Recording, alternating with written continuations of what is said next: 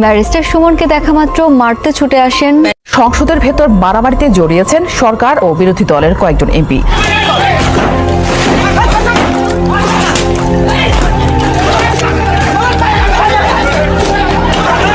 পার্লামেন্টের ভেতরেই মারামারিতে জড়িয়েছেন দলীয় এমপিরা।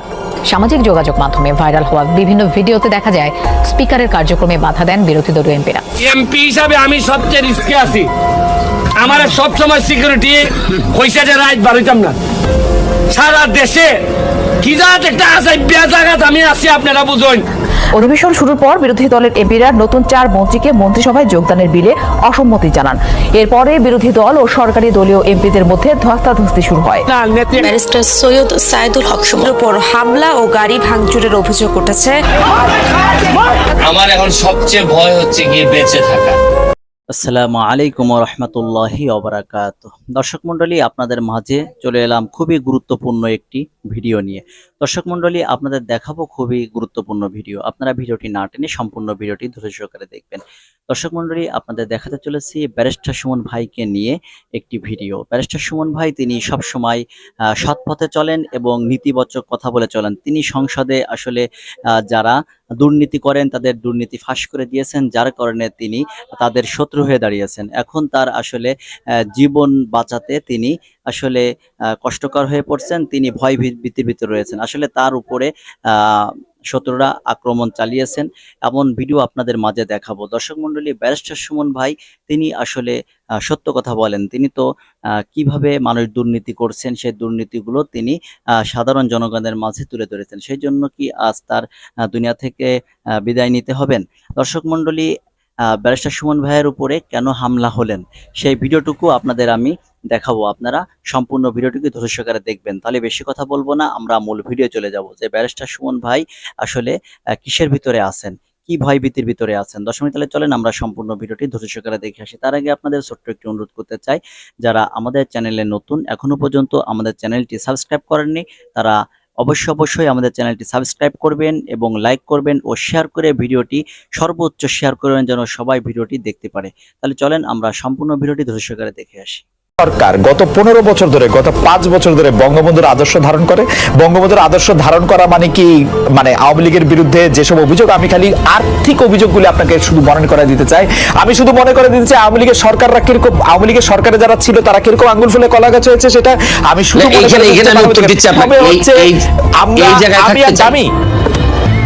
আমি এই জায়গায় থাকতে চাই। বলেন, এই যে দুর্নীতি, দুর্নীতি হচ্ছে গিয়ে শরীরটার মধ্যে নিজের শরীরে ক্যান্সার হওয়ার মতো। যে জায়গাটাতে ক্যান্সার হবে এই জায়গাটা কেটে ফেলতে হবে। এখন আপনি এইসব বিষয়ে আমি সারা দিন আপনার সাথে আলোচনা করতে রাজি। বঙ্গবন্ধুর চেতনা, বঙ্গবন্ধুর আদর্শ মানে একই সাথে আপনি এই কথা বলে আপনি দুর্নীতি করতে পারবেন না। এই দুর্নীতি যেদিন আপনি করবেন তখন আপনার এই জায়গাটাকে আপনি আসলে রীতিমতো আপনি এই জায়গাটাকে নষ্ট করে দিলেন। এই ব্যাপারে আপনার সাথে আমার কোনো দ্বিমত নাই। ধরেন আপনি দুর্নীতি বলেন, সন্ত্রাস বলেন, মাদক বলেন, এগুলা তো আলটিমেটলি আমাদের যেভাবে কনস্টিটিউশনের বাইরে যায়, বঙ্গবন্ধুর আদর্শের বাইরে যায়। এই ব্যাপারে আমি কিন্তু আপনার সাথে কোনোভাবেই দ্বিমত করবো না। এই কারণেই আমার যে ব্যারিস্টার সুমন হয়ে ওঠার যে গল্প, এখানে কিন্তু দেখেন আমার আওয়ামী লীগ করেও আওয়ামী লীগের প্রচার সম্পাদকের বিরুদ্ধে আমি মামলায় বাদী। আওয়ামী লীগ করেও আমি যতজন মন্ত্রীর বিরুদ্ধে আমি কথা বলছি সবই হচ্ছে গিয়ে দুর্নীতি সংক্রান্ত বিষয় নিয়ে আমি কথা বলছি। আমি বলছি যে এটা কোনোভাবেই বঙ্গবন্ধুর আদর্শ হইতে পারে না। আমার সাথে আমি যুবলীগের আইন সম্পাদক হিসাবে অব্যাহতি পাই কেন আপনি এটাও জানেন যে আমি যুবলীগের আইন সম্পাদক। আপনি প্রথম আমার ইন্টারভিউ নেন যুবলীগের আইন সম্পাদক হওয়ার পর।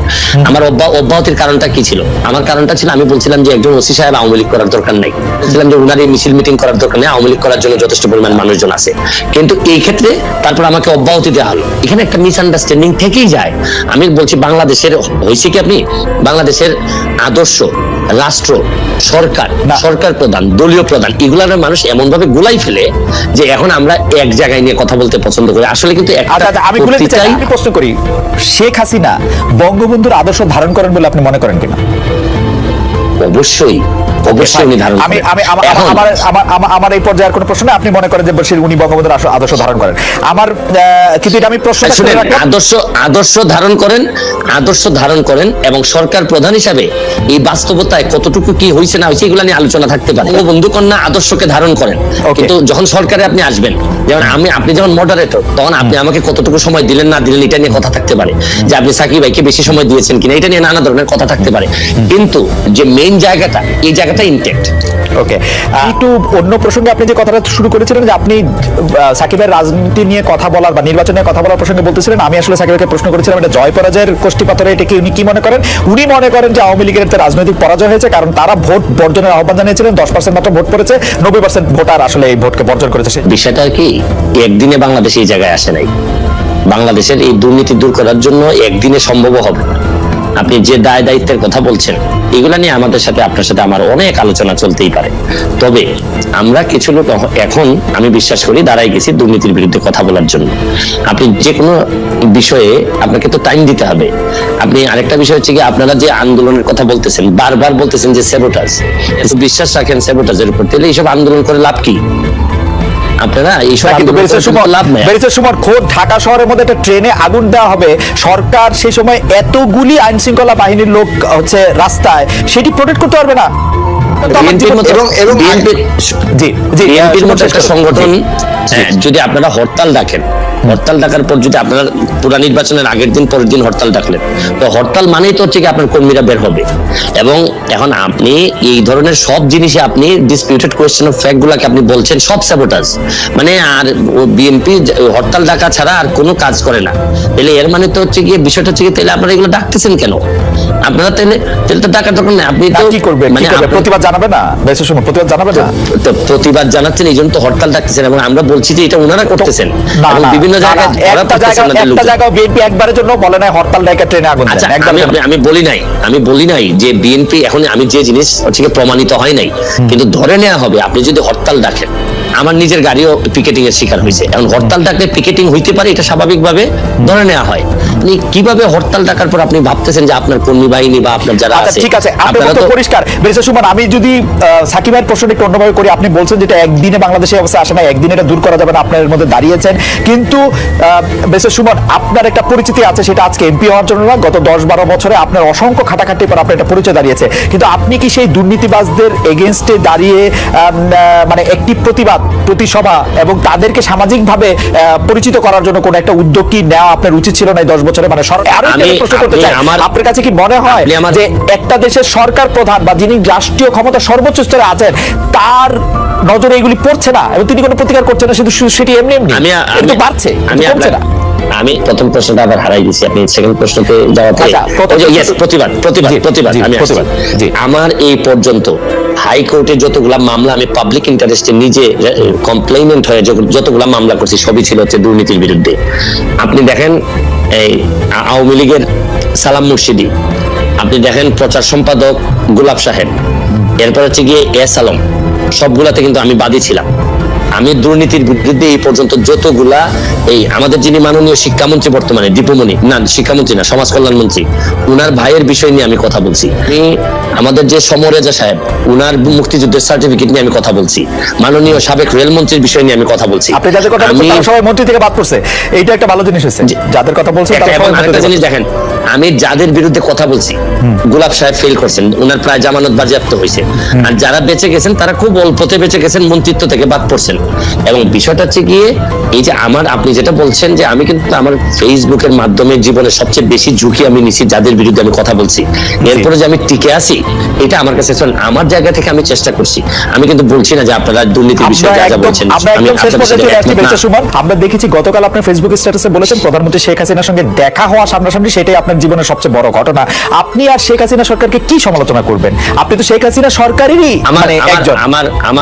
আমার সমালোচনা প্রথম শুরু হয়েছিল আমার বাবার বিরুদ্ধে। আচ্ছা, আমার বাবার কার্যক্রম থেকেই প্রথমে আমি সমালোচনা করা শিখি। বিষয়টা হচ্ছে গিয়ে যেসব জায়গায় ধরেন আপনারে আমি সাংবাদিক হিসেবে পছন্দ করি, আপনার সাথে আমার 5টা মিনিট সময় কাটানোটা আমিও মনে করি যে এটা প্রায় আমার জন্য একটা প্রিভিলেজ। আমি 5টা মিনিট সময় কাটাতে পারতেছি আমরা, কিন্তু একই সময় কিন্তু আপনি আপনার বিভিন্ন বিষয়ে কিন্তু আমি একমত হব না, আবার আপনার বিভিন্ন বিষয়ে কিন্তু আপনার একমত তো হবই না, মানে বিনয়ের সাথে আমি আপনার সাথে চরমভাবে বিরোধিতা করব। আমি কিন্তু বিষয়টা কিন্তু এরকম যে আমি হয়তো আপনার পক্ষে না, আপনার সাথে একমত না, কিন্তু আপনি যাতে আপনার পক্ষ কথা বলতে পারেন এটার স্বাধীনতা আমি স্বাধীনতা বিশ্বাস করি। সুতরাং এখানে বুঝতে হবে যে জননেত্রী শেখ হাসিনা সরকার প্রধানের সাথে সাথে উনি বঙ্গবন্ধু কন্যা, বঙ্গবন্ধু কন্যা জাতির জনকের কন্যা। উনার সাথে কিন্তু ওনার কয়েকটা আইডেন্টিটি আছে, আপনারা হয়তো অনেকে একসাথে করে ফেলেন। আমার কাছে কিন্তু দেখেন, আমি কিন্তু এই এমপি হওয়ার আগেই বাংলাদেশ আওয়ামী লীগের প্রচার সম্পাদক যিনি বর্তমানে, তার বিরুদ্ধে মামলা হয়ে বাদী হয়ে কিন্তু আমি মামলা করেছি। সুতরাং আমি আওয়ামী লীগ করি, আওয়ামী লীগকে বঙ্গবন্ধুর আদর্শকে ধারণ করি, বহন করি, কিন্তু যেসব জায়গায় আমার সমালোচনা করার, যেসব জায়গায় আমার প্রতিবাদ করার, এই জায়গায় তো আমি বন্ধ হয় নাই বা আমি কখনো আটকে থাকি নাই, বা চেষ্টা করছি, আমি যতটুকু পারছি আমি চেষ্টা করছি। এইখানে বঙ্গবন্ধু কন্যার সাথে দেখা করতে পারাটা আমার জন্য একটা সম্মানের। এইখানে আপনারা মিলাই ফেলবেন না, কিন্তু উনি সরকার প্রধান যখন হবেন তখন সরকারের দায় যতটুকু থাকবে, যতটুকু ওনার নেওয়ার বিষয় আছে, এখানে আমি হয়তো ওনাকে বলবো যে মাননীয় নেত্রী, এখানে আমার মনে হয় কাজ করার সুযোগ আছে। আমার হয়তো বলার এখানে একটা জিনিস হয়েছে কি, এবার সংসদে আপনি কখনো কোনো খারাপ ভাষা হয়তো শুনবেন না, কাবকি শুনবেন না, গালাগালি শুনবেন না। এবারে সংসদ হবে ভদ্রলোকের সংসদ। এখানে আপনি দেখবেন, কিন্তু বিরোধিতা কি হবে, মানে আপনি মনে করছেন চরম বিরোধিতা হবে। আপনি তো অরিজিনালি নৌকা, মানে আপনি নিজেও নিজের বলেন, এমনিও বলেন। না, এইখানে প্রবলেমটা হচ্ছে গিয়ে আমি বঙ্গবন্ধুর আদর্শকে ধারণ করি, এবং আদর্শকে ধারণ করা মানে কি, মানে হচ্ছে গিয়ে উনার যে আদর্শটা আছে, এইটা আমাদের একটা কনস্টিটিউশনের মতো, যে হাইকোর্ট কিন্তু কনস্টিটিউশনকে মানে, কিন্তু যখনই কনস্টিটিউশন ভায়োলেট করার বিষয় আসে তখন কিন্তু হাইকোর্ট একটা রুল দিয়ে দেয়। তো বিষয়টা হচ্ছে গিয়ে যে আমার এই জায়গাটা ঠিক রেখে আমার দেশটাকে বাঁচানোর জন্য, দেশটাকে ভালো করার জন্য আমার যে সব জায়গায় নক করতে হবে, এইসব জায়গায় আমি স্বতন্ত্র হিসেবে আমার তো আরো স্কোপ আরো বেড়ে গেল। রাইট। বঙ্গবন্ধুর আদর্শের কোষ্ঠী পাথরে এই বিরোধী দলের নেতা নেত্রীদের জেলে রেখে ইলেকশন করাটা কেমন আসলে? এই প্রশ্নটা আমার মনে হয় সাকিব ভাইকে করেন। সাকিব ভাই এই আমার মনে হয় এটার জন্য উত্তর দেওয়ার জন্য একেবারে আশ্চর্যছেন। না, সাকিবের জন্য, সাকিবকে করার জন্য আপনার কষ্ট আছেন। আমি এমনি মনে করি, এমনি আচ্ছা ঠিক আছে, আমি প্রশ্নটা অন্যভাবে করি। বঙ্গবন্ধুর আদর্শদের প্রশ্ন করে আপনার কাছে কি মনে হয় যে আওয়ামী লীগ সভানেত্রী বা আওয়ামী লীগের যিনি সরকার পরিচালনা করলেন, গত সংসদে যেইভাবে হামলা, মামলা এবং বিরোধী দলের উপর যে নিপীড়নের অভিযোগটা করা হয়েছে, সেইটা আপনি আসলে কিভাবে দেখেন? মানে মুক্ত সেই যে অভিযোগগুলি আছে মানবাধিকার, সেগুলির ক্ষেত্রে আপনার কাছে কি মনে হয়? মানে মানে মানে সেটা শেখ হাসিনার সরকার ঠিক মতো ছিল? আমার কাছে মনে হচ্ছে কি যে আপনি এই একজন নৌকার প্রার্থীকে প্রশ্ন করতেছেন। আচ্ছা ঠিক আছে, আপনি একজন স্বতন্ত্র প্রার্থীকে প্রশ্ন করতেছেন, নৌকার প্রার্থীকে, বিষয়টা এইভাবে না। তারপর আমি আপনাকে যেটা বলতে চাই হচ্ছে গিয়ে যে আদর্শের রাজনীতিতে থাকলে একসময় আপনি সার্ভাইভ করবেন। যারা এখন বিভিন্ন অভিযোগ তুলতেছেন তাদের আদর্শের জায়গাটা আরো স্ট্রং হইলে দেখবেন আমার মতো ওনারাও বেরোয় আসবে। বিষয়টা হচ্ছে কি, ওনারা যে একেবারে ছেড়ে দিয়ে অসহিংসতা, বেনিফিট বা ক্রেডিট নেওয়ার চেষ্টা করতেছেন, এটা একেবারে আমি মনে করি না যেটা সত্য। তারা যদি দাঁড়ানোর সক্ষমতা থাকতো, তাদের যদি ম্যান্ডেট থাকতো। আচ্ছা আমি একটা জিনিস বলি, মানুষ যদি ওনাদের প্রতি এতই ভালোবেসে ভোট দিতে না আসে, 90% লোক বসে থাকে, তাহলে এই 90% লোক আন্দোলনের সময় কই থাকে? তারা আসে না কেন? যারা ভোটের অধিকার, তারা পুলিশের গুলির ভয় পায়। মিস্টার সুমন, আপনি নিজে জানেন তারা পুলিশের গুলি ভয় পায়, তারা মামলার ভয় পায়। তারা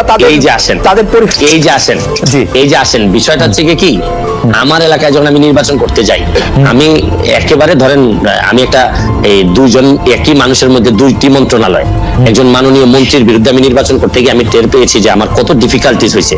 কিন্তু আমার আদর্শের জায়গা এবং আমার কাজ করার যে সক্ষমতা ছিল বলে কিন্তু আমার লোকজন কিন্তু এই যে বুলেট বা কিছুই ভয় পায় না। আপনি ভুলে যাচ্ছেন যে আপনি নির্বাচনে অংশগ্রহণ করার আগে আওয়ামী লীগের সভানেত্রী শেখ হাসিনা বলেছিলেন, যারা আমার দল করে কিন্তু আসলে অন্যভাবে নির্বাচন করতে চায়, তাদেরকে নির্বাচন সুষ্ঠুভাবে করতে দিতে হবে। আপনি অরিজিনালি নৌকার সাপোর্টার, আওয়ামী লীগের মানে একজন কেন্দ্রীয় লোকের চেয়েও আপনার আসলে এক ধরনের পরিচিতি, ক্ষমতা বেশি নানা কারণেই। তো সেই কারণে আপনি এটা করতে পারছেন। এটা কি একটা বিএনপি লোক করতে পারতো এরকম? ওনারা তো আগেই ছেড়েই দিলেন আমাদের। দেখেন, বিএনপি যদি নির্বাচনে আসতো তাহলে কিন্তু আমার নির্বাচন করা হতো না। আমাদের কিন্তু একজনই থাকতো। আমি কিন্তু ধরেন আমি যার বিরুদ্ধে নির্বাচন করেছি উনি নৌকার নমিনেশন পেয়েছেন, বিএনপি আসলে কিন্তু আমি উনার পক্ষে নির্বাচন করতাম। কিন্তু এখন বিএনপি যে আসেনি, এখন উনাদের নানা রকম কমপ্লেন থাকতে পারে। এখন প্রশ্ন হচ্ছে গিয়ে, বাস্তবতা হচ্ছে গিয়ে উনারা এখন একেবারে পেছনে পড়ে গেছেন। উনাদের কিন্তু এখন আমাদের আলোচনা কিন্তু পুরো বাংলাদেশ জুড়ে হচ্ছে যে মন্ত্রী এটা ভালো হয়নি, এটা ভালো হয়েছে, এরকম হচ্ছে।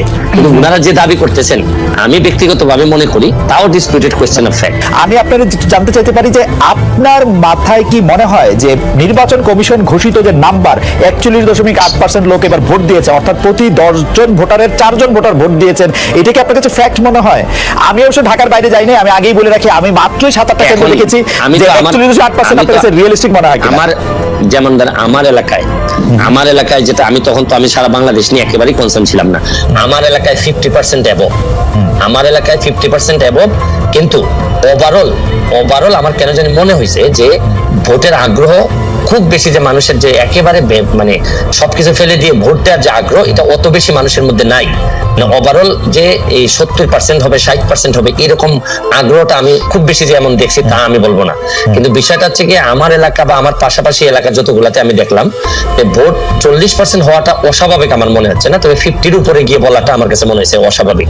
এখন এটা আবার ডিপেন্ড করে কিছু কিছু সেন্টারে হয়তো আপনি যেটা বললেন যে 13% ভোট পেয়ে ঢাকার একজন এমপি নির্বাচিত হয়েছেন। তো ওভারঅল যদি আপনি মিলান তাহলে আমার কাছে মনে হয় যে এটা যে খুব বেশি আমি অবিশ্বাস করবো এই জায়গা আমার নাই। আপনারা হয়তো অবিশ্বাস করতে পারেন। আপনি এবার মনে করছেন যে নির্বাচন কমিশন কোনো আনফেয়ারনেস সেট আপ করেছে, ভোট স্টাফিং হতে দিয়েছে বা এরকম কোনো কিছু আসলে ঘটে নাই, মানে এটা আপনি মনে করছেন? এই বলেই তো আমি আসতে পারছি, নাহলে আমি আসতে পারতাম না। তারা আপনার ব্যাপারে আসলে সাকিব ভাই কোনো ডিসপিউটও করতে চাচ্ছেন না, আপনার ব্যাপারে এককভাবে আলোচনাও করতে চাচ্ছেন না। আমি আমার সার্বিকভাবে আমি যতটুকু প্রশাসনের সাথে আলাপ করছি, আমার পুরো সিলেট বিভাগ। আচ্ছা তাইলে আইজিপি সাহেবের ভাই কিভাবে ফেল করে? আপনি বলেন যে প্রশাসন যদি কোনোভাবে এখানে যদি কি করতো, প্রশাসনে যদি আপনি বলেন যে প্রশাসন শাসন করছে, এটা হচ্ছে একটা গ্র্যান্ড ডিজাইনের অংশ, এরকমও বলেন কেউ যে আইজি সাহেবের ভাই ফেল করবেন, প্রেসিডেন্ট সদস্য ফেল করবেন, তারপরে এগুলি গ্র্যান্ড ডিজাইনের প্রতিবন্ধীরা। আপনি যদি এই কথাগুলো বলেন তাহলে এই ডিজাইনারের মধ্যে আপনিও আছেন।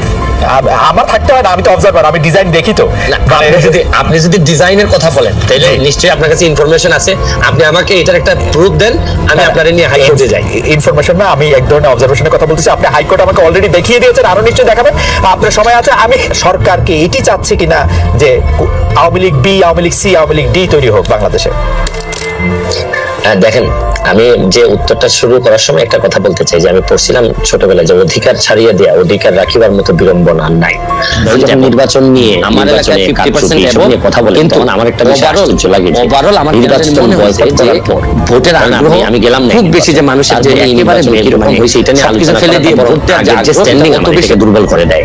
জানেন, আমি যখন আমাকে সাকিব ভাইকে প্রশ্ন করা হইলে উনি তো বলতেন যে ভাই আমি যে নির্বাচনে যাই নাই, সুতরাং এটা ধরেন আওয়ামী লীগ করছে নির্বাচন গেল প্রথম ফার্স্ট কোশ্চেন। এক সেকেন্ড বেরিয়ে আমার একটু কোশ্চেন আছে, একটা সেকেন্ড একটু কোশ্চেন আছে। সাকিব ভাই নির্বাচনে যায় না, কিন্তু সাকিব ভাই তো বাংলাদেশের জনগণ, বাংলাদেশের জনতা। আমি বলছি, আমি শুনেন, মানে না প্রশ্ন করতে পারবে, কিন্তু উনি যে স্ট্যান্ডিং নিয়ে যায় নাই নির্বাচনে, এই স্ট্যান্ডিং এর পরে বরং উনি নির্বাচনের কারচুপি নিয়ে কথা বলাটা নির্বাচনের উনি বৈধতা দিলেন।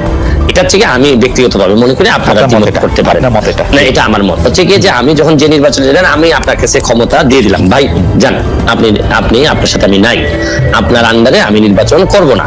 তারপরে এই নির্বাচন কিরকম হয়েছে এটা নিয়ে তর্ক বিতর্ক করা, আমি আমার জায়গায় স্ট্যান্ডিং থাকবো যে আমি শুনেন, আমি যে কারণে আপনার আন্ডারে নির্বাচন করতে চাইনি, যৌক্তিক দাবি থাকতে পারে, এই দাবি কিন্তু এখন আর ওনাদের কিন্তু এখন আর এই জায়গা নাই। এখন হচ্ছে গিয়ে ঠিক মতো নির্বাচন হয়েছে কিনা, ভোটার ঠিক মতো আসছে কিনা, এই জায়গায় চলে আসছেন ওনারা।